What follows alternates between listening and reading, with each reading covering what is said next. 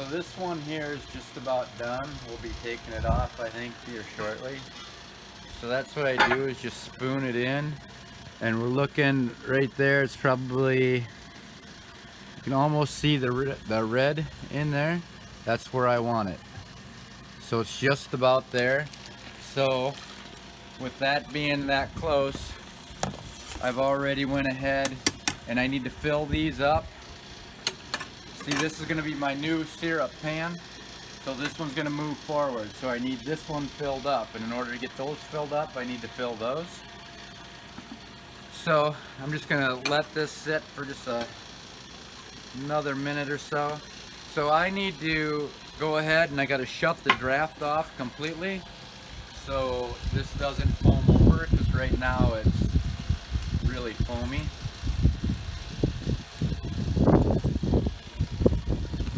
So I just spoon it in there and see about where it reads. So we're getting closer. Sometimes it'll just go all of a sudden, and I keep stirring it around so there's no spots in there that might have more water left in it than what it should. And I just keep checking it.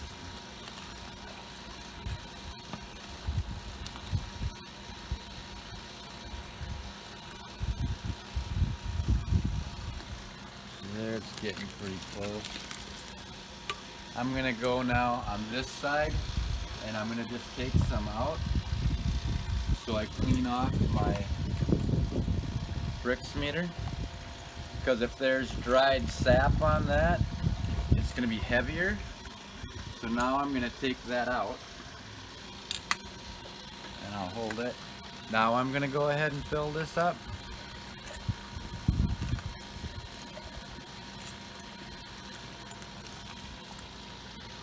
So I got that full. Now I'm going to go ahead and just slowly put that in there. And you can just see the red. I don't know if you can see that in the video, but that is exactly where I want it. So this is ready to come off. So now what I gotta do is move this stuff out of the way. So I'm gonna go over here and just rinse it. And then I'm gonna set this just up here, and that'll kind of clean it. I have this disconnected already. So now this is going to go into this stainless kettle. So I got my heavy gloves on so I don't end up getting burnt.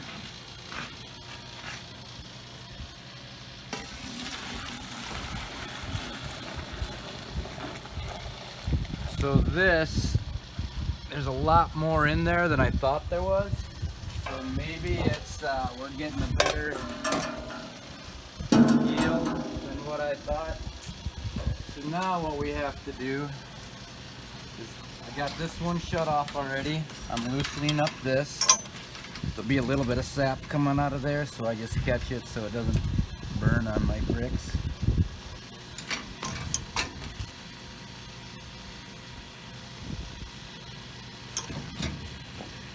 Okay, I'll just go ahead and pour that into there.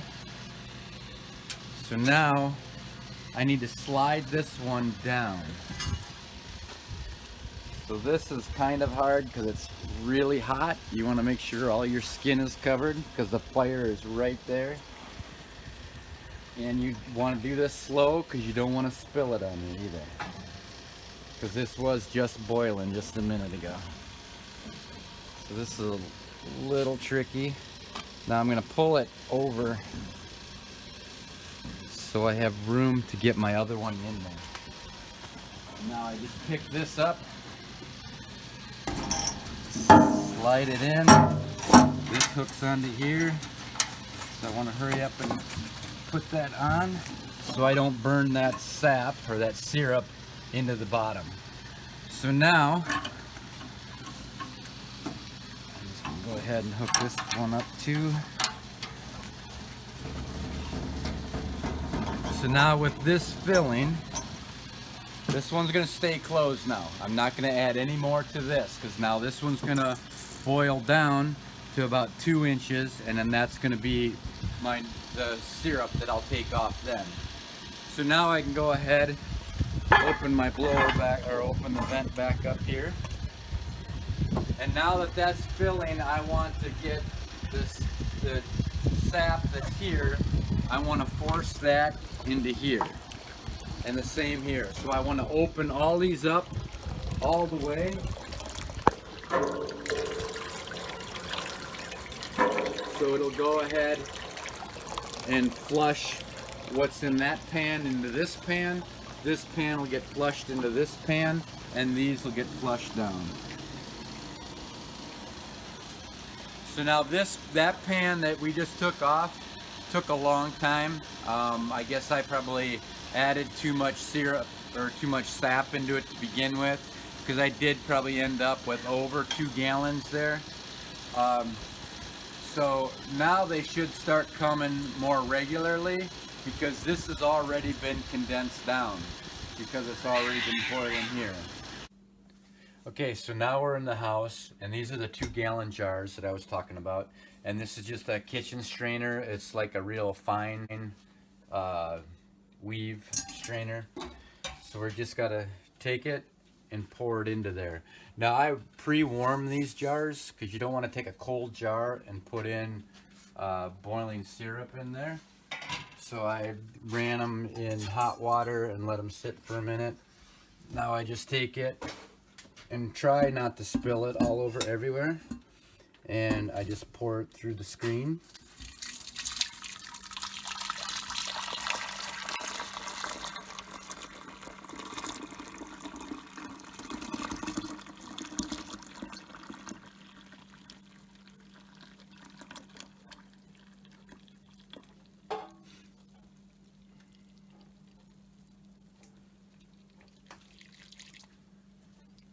So right to the bottom of the funnel or the screen is about 2 gallons.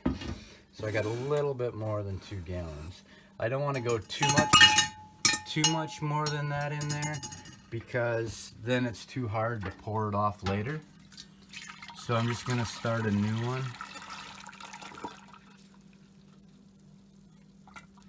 There you can see I had it setting a little bit. That's the sugar sand that I was talking about.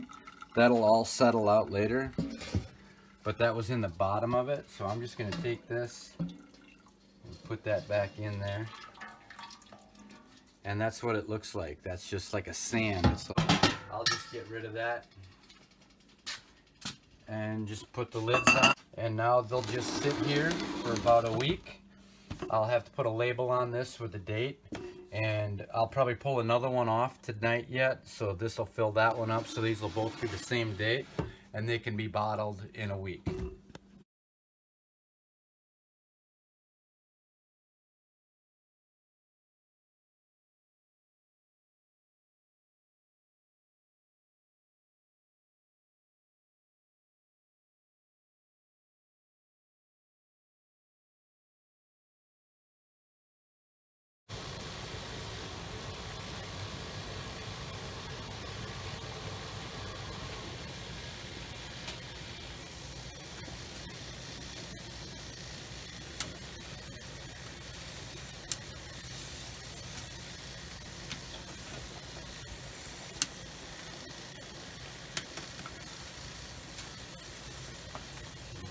Stir it, that'll help cool it down a little bit, help the foam go down.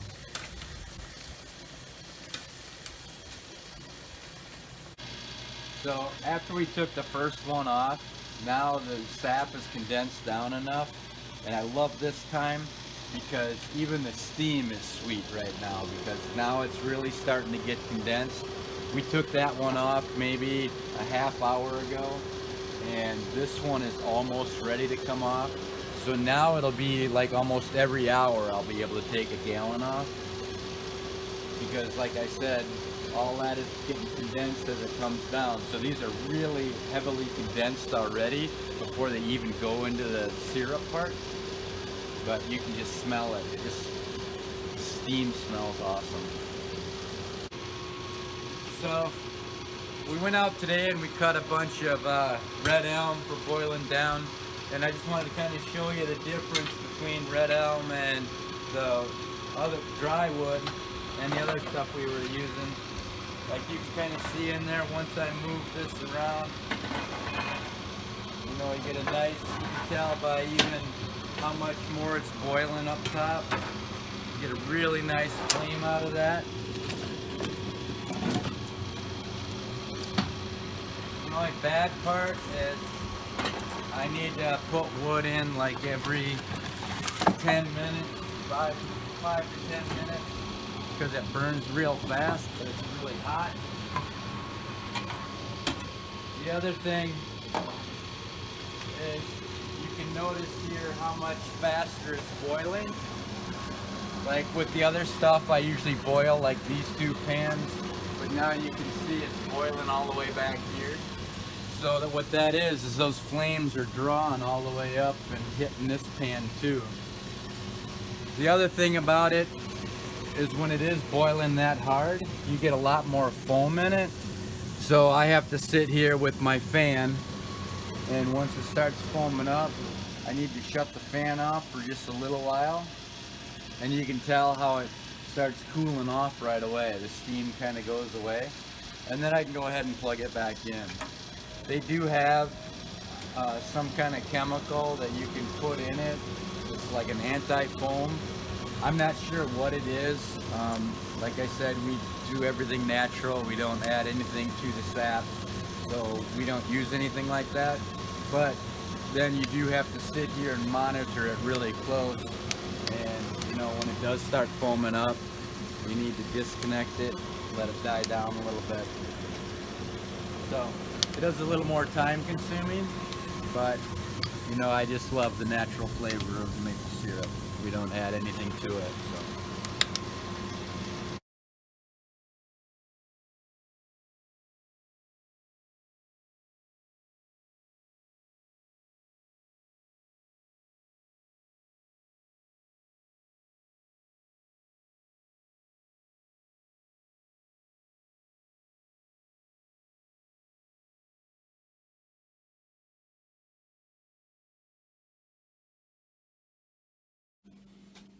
So this is the next one already. It didn't take very long to get the next one off.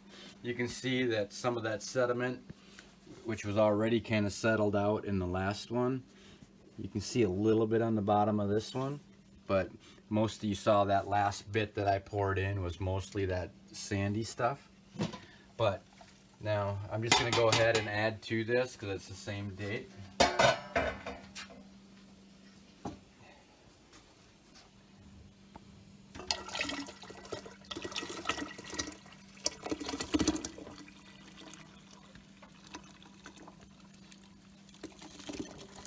But the sweet aroma coming off of that as I'm pouring it in, oh geez. I'm thinking we're gonna have to have pancakes tomorrow for breakfast. And there's some more of that sugar sand coming already. So there wasn't as much in that one.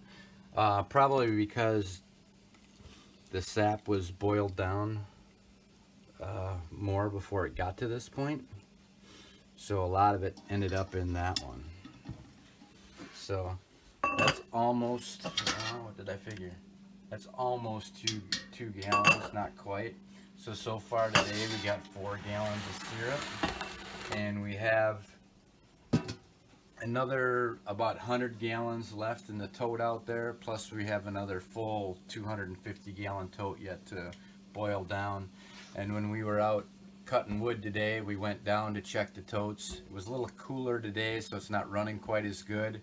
But I'd say by tomorrow there'll probably be another 100 gallons, if not more, down there to collect. So thanks for watching.